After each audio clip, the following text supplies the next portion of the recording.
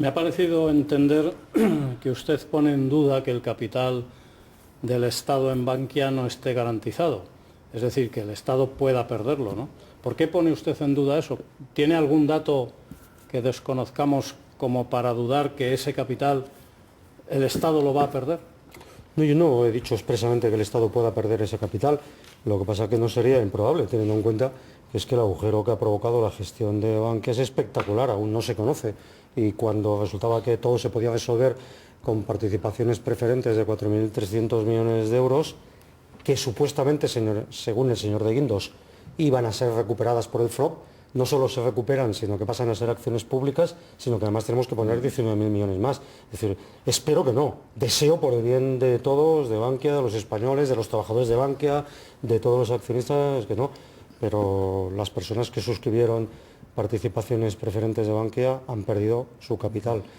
Fíjese una cosa, el señor Guindos se atrevió a decir otro día en la Comisión de Economía, dijo literalmente lo siguiente, consta en el acta: fue un error colocar participaciones preferentes a los particulares cuando ya no nos querían los inversores institucionales. Eso suena a estafa, con todos los respetos del mundo. Un movimiento también con Caixa Nova Galicia. Y eso se ha hecho en todos los sitios. Es decir, un malestar entre... cuando el propio ministro de Economía te dice una cosa de esa naturaleza, yo le dije, vamos a ver, señor Guindos, un error, de acuerdo, 2 errores es un error duplicado, pero cuando los errores se repiten durante 4 años no son errores, son opciones. Y sobre todo que hay gente que está afectada. Es que hay mucha gente que tiene colocadas los ahorros de toda su vida. Yo los he visto en Cataluña, he ido a asambleas con ellos, gente, por ejemplo, trabajadores de empresas metalúrgicas como SEAT de la zona franca, que han puesto todo su parte de sus ahorros en participaciones preferentes porque les garantizaron una rentabilidad y una seguridad que se ha ido todo a hacer puñetas. Y hoy viene el presidente de la Comisión Nacional del Mercado de Valores, el señor Julio Segura, y yo me he enterado de más cosas, desgraciadamente, por lo que ustedes publican en los medios de comunicación, que por lo ha dicho el señor presidente. Y eso no puede ser así. Las instituciones requieren credibilidad. En realidad, mucha gente no sabía lo que compraba cuando estaba comprando eso. Es posible que mucha gente sí que lo supiera y ahora que le ha ido mal, alguna gente, perdón, lo supiera y ahora que le ha ido mal se queje. Pero le puedo asegurar que los test que yo he visto que firmaron algunas de estas personas corresponden a personas sin ningún tipo de conocimiento financiero. Y la Comisión Nacional del Mercado de Valores y los mismos tratados internacionales, entre ellos Basilea, impiden comercializar este tipo de productos a personas normales, puramente gente que quiere rentabilizar sus ahorros. Ha sido una verdadera estafa y el señor de Guindos no lo reconoce. Fue un error colocarle esto a los ciudadanos cuando no lo querían los inversores institucionales. Oiga, que esto ha sucedido bajo la presidencia de Rato y bajo la responsabilidad del supervisor señor Fernández Ordóñez. Por eso digo, eso hay que investigarlo, tiene que haber responsabilidades de alguien. Esto no es una maldición bíblica que nos haya enviado Dios por habernos portado mal. ¿Usted es partidario de crear esa comisión de investigación para analizar e investigar todo el sistema financiero, lo cual me parece que es congruente? Es decir, no vamos a limitarnos a Bankia, sino que incluya también pues Cataluña Caixa, que incluya la Caja de Castilla-La Mancha, en fin. Bueno, usted sabrá que sobre todo en las cajas de ahorros había consejeros de Izquierda Plural, o la Izquierda Plural, de Izquierda Unida, lo sabe, ¿no? Ustedes les han preguntado a estos consejeros de Izquierda Unida qué habéis hecho en las cajas, qué habéis hecho para evitar que esto sucediera, o no se lo han preguntado. Yo creo que sí. Déjeme decir una cosa, con todo el sistema financiero de este país de cajas tiene una regulación autonómica y como saben muy bien aquí nuestros contertulios, la regulación, por ejemplo, en Cataluña es sustancialmente distinta. Y en el caso de la Caixa, de la grande, no hay nadie que represente a ningún partido político, como tampoco sucedía en otras instituciones, como podían ser, creo, Ibercaja, tampoco desde el punto de vista. Sí, yo creo, cuando nosotros decimos... En Bankia, por ejemplo, había. Sí, en Bankia, por ejemplo, había. Cuando nosotros decimos que se analicen qué ha sucedido, que se analice todo y que se vean todas las responsabilidades, es todas las responsabilidades. Sí, ahora, déjeme... a los consejeros les han también, pero déjeme decir una cosa, por ejemplo, una de las cosas más escandalosas es todo el tema de las retribuciones que se establecían en los altos cargos. La gente tiene que saber que por ley las retribuciones de los altos cargos de las cajas se determinaban en una comisión de retribuciones formada solo por 3 personas, de las cuales no formaban parte todas estas personas que usted me dice. Y la gente tiene que saber una cosa, que si los gestores de Bankia han sido capaces no solo de estafar a todo el mundo, de engañar al supervisor del Banco de España, sino de engañarse a sí mismos. Bancaja engañó a Caja Madrid y una parte del pufo es eso, pedirle responsabilidad al que está en el Consejo de Administración ahí, tiene la responsabilidad de no haber sido más... Consejero de administración de una Sí, empresa. pero, los consejeros de administración de una empresa Mire, son tan responsables como, sin duda, si se demuestra que hay responsabilidad patrimonial la tendrán. Bueno, pero política, permítame o si ustedes quiere, que le o diga, ética, si quiere. permítame usted que le diga que intentar quitar la responsabilidad de los gestores de primer nivel, de quienes pusieron esas responsabilidades de primer nivel Yo solo me en limitaba relación a la preguntarle Asamblea. Si ustedes le habían preguntado a estos que ideológicamente son de su partido, qué es lo que habían hecho para impedirlo o por qué no los informaron a su debido tiempo lo que estaba ocurriendo. Creo que eso se puede realizar en relación a Bankia y si nadie se me enfada, es decir, que creo que el sistema financiero bancario en Madrid, como en otras cosas, también es diferente a lo que ha sucedido en el resto de España. Tenemos que seguir avanzando. Es decir, que la situación de Madrid no es extrapolable al conjunto de España. Por ejemplo, por lo que yo conozco, no es extrapolable a Cataluña.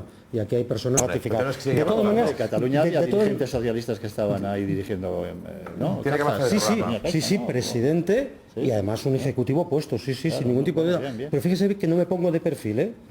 No se trata de señalar. Aquí es muy difícil que en una situación como esta se pueda decir que existe solo un responsable y que hay gente que no ha tenido nunca ninguna responsabilidad. Pero sería muy bueno, sería muy bueno que para eludir una investigación a fondo no se quisiera socializar la responsabilidad cuando quienes nos han llevado a este catástrofe, en concreto en relación a Bankia, no pasan posiblemente de 12 personas y me atrevo a decir que forman parte de una casta financiera y política que ha controlado. Porque fíjese usted bien, ya no es cuando hay el problema gordo, es que 7 entidades absolutamente quebradas, alguien decide que las fusiona, ¿para qué? No me gusta hacer bromas, pero 7 personas bajitas cuando se juntan no hacen un gigante, hacen otra cosa. Entonces, quien tiene la responsabilidad de haber permitido que Bankia se constituyera como un grupo, desde el punto de vista no son los representantes de los trabajadores ni de determinados partidos. Ya había dejarlo ahí. izquierdas que no votaron en contra de esa fusión. Nos por cierto. enquistamos Por lo tanto, si es así, sin duda, si hay alguien que cuando eso se produjo no votó, tendrá también responsabilidades en eso. Bueno, Insisto, no me pongo de perfil, pensar que es que aquí las responsabilidades son uno, no, pero también cuidado en no intentar situar la misma responsabilidad a los del Consejo de Administración, a los de la Asamblea o a los del Comité Ejecutivo o a 3 personas que fijaban las retribuciones y que nadie más las sabía porque legalmente estaba establecido que las retribuciones solo las fijaban 3 personas. Eso sí que es una maldición bíblica, tener una retribución de 250.000 Os pido euros al año. un poco He sido más. claro, He sido claro, ¿no? Sí, clarísimo. Un poco extenso, pero claro. Te lo digo que un poco más de brevedad porque ya consumió todo el tiempo y las preguntas de esta semana y hasta que finalice el programa. ya hemos pues, terminado. o sea que una pregunta, por favor, solo a la vez. Bueno, solamente una pregunta. Estos días vamos a escuchar el argumento para negar la comisión de investigación de la responsabilidad. Nos están mirando los mercados y si se forma en el Congreso un gran barullo, un gran escándalo, buscando culpables, es posible que las cosas nos vayan todavía aún peor y que la credibilidad del sistema financiero, que ya está muy baja, quede por los suelos. Ante ese argumento lo vamos a escuchar, lo vamos a escuchar probablemente en los próximos días. ¿Qué van a decir ustedes? ¿O el asunto se tendrá que sustanciar en los tribunales? Desgraciadamente, eso que llamamos mercados de capitales, los que nos prestan dinero, sabían desde hace mucho tiempo ese agujero que había en el sistema financiero. Y nosotros, como grupo y otras muchas entidades, lo han dicho. Cuando se utilizaba el argumento de la presión de los mercados para recortar derechos sociales, recortar derechos laborales, nosotros decíamos que era una pura coartada de oportunismo. Los mercados, de quien desconfiaban, es precisamente de que el sistema financiero no convirtiera deuda privada en deuda pública, como ha sucedido. Desgraciadamente a los mercados ya nada les va a sorprender porque tienen información muy fidedigna de lo que está pasando. Lo que es responsable en estos momentos es investigar qué ha pasado, por qué ha pasado, para intentar evitar que vuelva a producirse y sobre todo es responsable con los ciudadanos.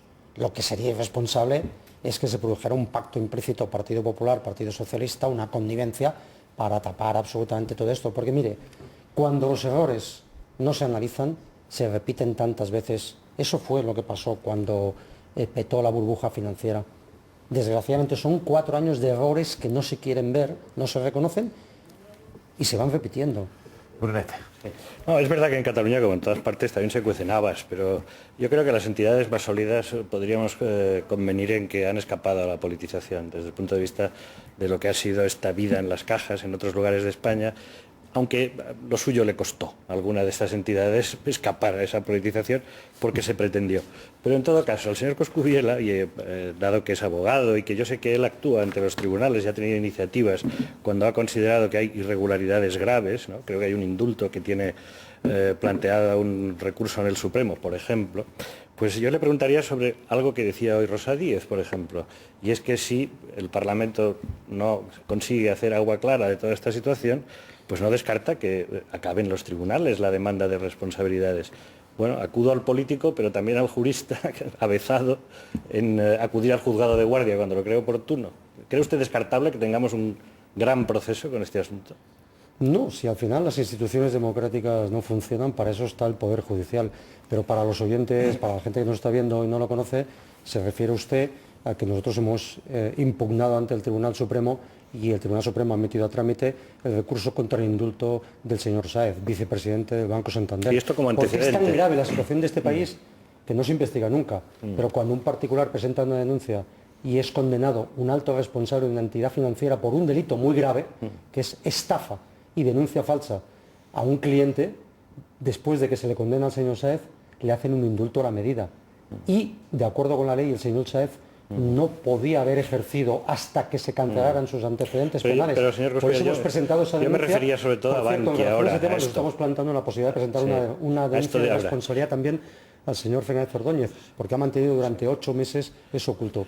La pregunta Nos que le estamos quería hacer, planteando, sí, nos estamos es planteando. si usted animaría a la Fiscalía, en definitiva, porque el fiscal general hizo unas declaraciones recientemente en las que decía que pedía a la Fiscalía Anticorrupción que entrara en el asunto. No sé, pues por tanto, si usted además, en fin, dada su función de parlamentario, puede Nosotros tener algún estímulo. Nos guardamos para el final esa posibilidad, porque fíjese usted bien, que tengamos que ir a los tribunales, los parlamentarios, quiere decir que las instituciones democráticas no han funcionado, y eso es muy grave. Pero sería de esperar que el fiscal general del Estado hubiera ya cumplido con su obligación, que es como mínimo abrir unas diligencias para analizar si existe o no causa para una demanda de responsabilidad. Porque aquí puede haber responsabilidad penal, pero puede haber responsabilidad patrimonial. Un agujero de 23.500 millones de euros que puede llegar a ser de 60.000 millones y que nadie tenga responsabilidad, es una cosa que un país no se puede permitir.